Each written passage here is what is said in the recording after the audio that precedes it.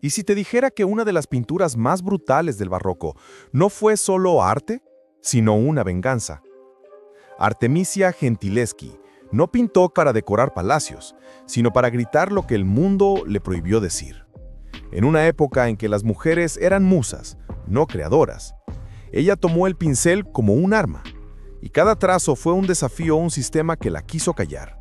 A los 17 años, Artemisia fue violada por Agostino Tassi, el hombre que debía ser su maestro.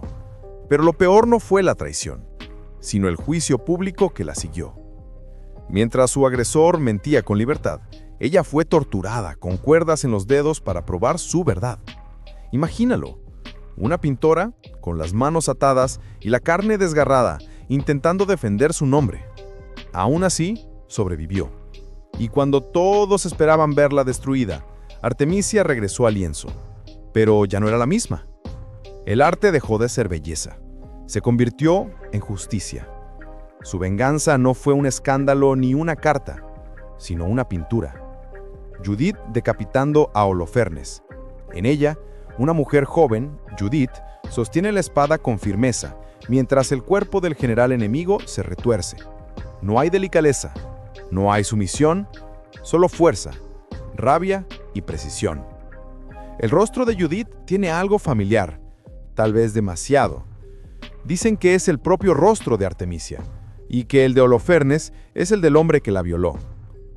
Lo que pocos saben es que antes de esta versión conocida, habría existido otra, aún más intensa, más sangrienta, más real. Una pintura que fue escondida, censurada o tal vez destruida por la Iglesia. ¿Por qué? ¿Qué tan peligrosa puede ser una obra de arte cuando revela demasiado poder en manos de una mujer? Porque a veces, la historia del arte no se escribe con pinceles, sino con cicatrices. Y en el caso de Artemisia, su cuadro perdido podría ser la pieza más temida de su tiempo. Dicen que el tiempo borra el dolor, pero hay heridas que se transforman en arte. Artemisia lo sabía. Después del juicio, cuando todos esperaban que desapareciera, volvió al taller con las manos marcadas por la tortura. Cada cuerda que la había hecho sangrar parecía recordarle lo mismo. Si el mundo no la iba a escuchar, la obligaría a mirar, y eso fue exactamente lo que hizo. Frente al lienzo, el silencio era distinto. Ya no era el de una víctima, sino el de alguien que estaba a punto de devolver el golpe. Imagina la escena. Una joven de apenas 20 años, encerrada en una habitación iluminada por la luz que entra por una ventana alta.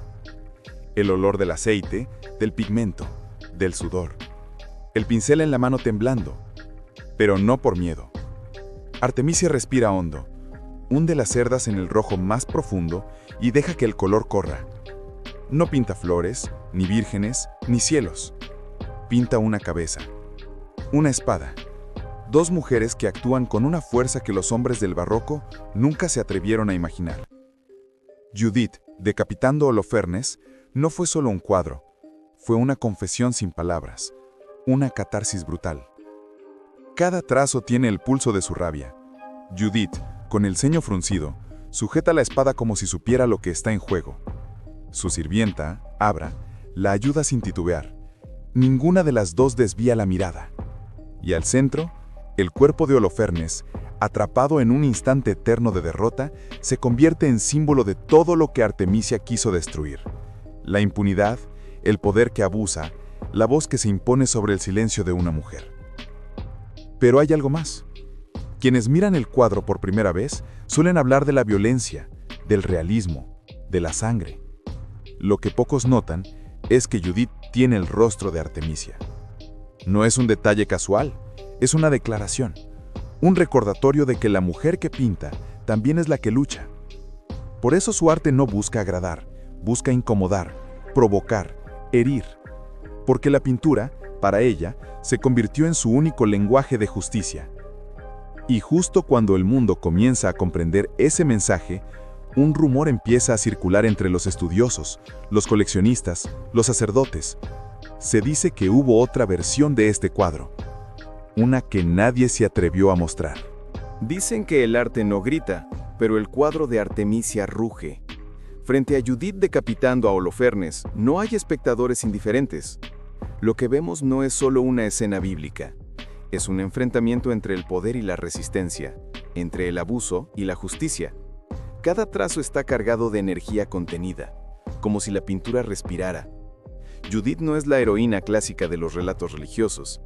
Es una mujer real, con músculos tensos, con la mirada fija en su objetivo, con el pulso de quien no duda. Es Artemisia en su versión más pura, la artista, la sobreviviente, la mujer que se negó a ser silenciada. Mira sus pinceladas. Son rápidas, decididas, casi violentas. La sangre que corre no es un detalle ornamental, es el corazón del cuadro. Artemisia rompe con todo lo que se esperaba del arte barroco femenino. No hay delicadeza, no hay suavidad, hay verdad. Y esa verdad incomoda, porque en una sociedad donde las mujeres no podían ni firmar sus obras, ella se atreve a pintar una decapitación con una precisión casi quirúrgica.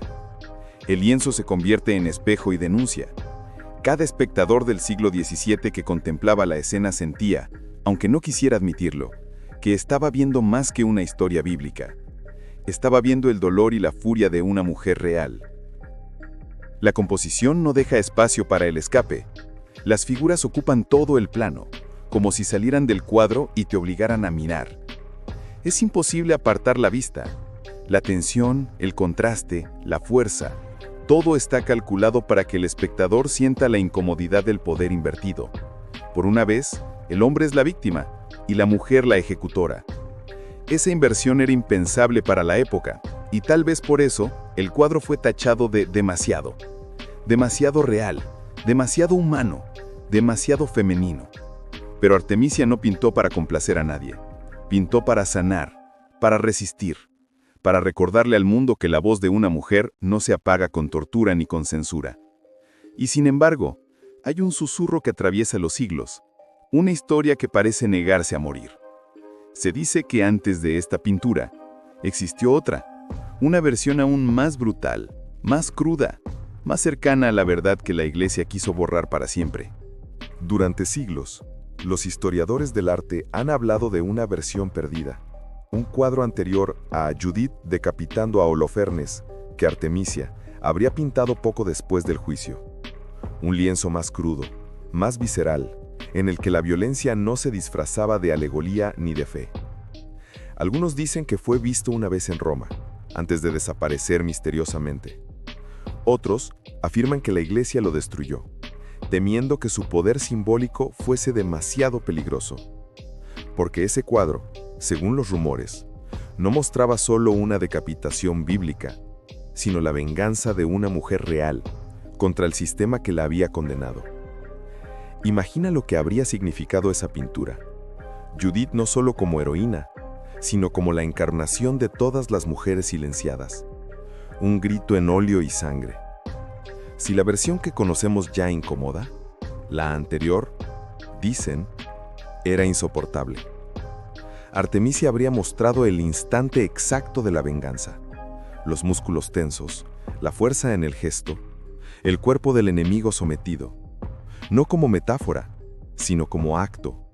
Una escena tan directa que cruzaba el límite entre lo artístico y lo personal, entre la representación y la confesión. Y quizá por eso desapareció. La censura del barroco no necesitaba fuego ni hogueras para destruir una obra. Bastaba con el miedo. Un cuadro así no podía existir sin desatar preguntas peligrosas. ¿Qué ocurre cuando una mujer pinta la violencia no como víctima, sino como autora? ¿Qué pasa cuando el arte ya no decora, sino acusa? Artemisia se atrevió a hacerlo, y aunque su lienzo perdido nunca haya sido encontrado, su huella persiste. Está en cada artista que rompe el molde, en cada mujer que transforma el dolor en creación, en cada historia que se niega a morir. Porque al final el cuadro puede haberse perdido, pero su mensaje sigue intacto. La venganza de Artemisia no fue la sangre en el lienzo, sino su permanencia en la historia. La pintura desapareció, sí, pero su silencio todavía corta más hondo que una espada.